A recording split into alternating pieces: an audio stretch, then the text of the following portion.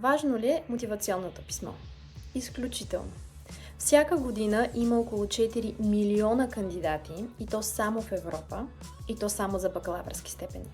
Можете да си представите колко от тези 4 милиона имат еднакви резултати на дипломите си, еднакви резултати на езиковите изпити.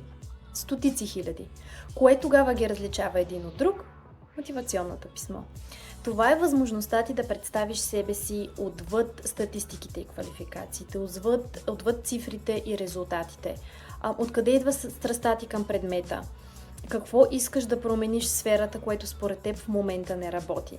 Каква е визията ти за бъдещето и защо именно този университет предлага най-подходящата градивна среда ти да разгърнеш потенциала си на максимум и да постигнеш тази визия?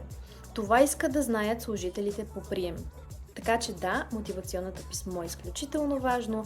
Не го подценявайте, не го скълъпвайте в последния момент. Отдайте му нужното време и внимание.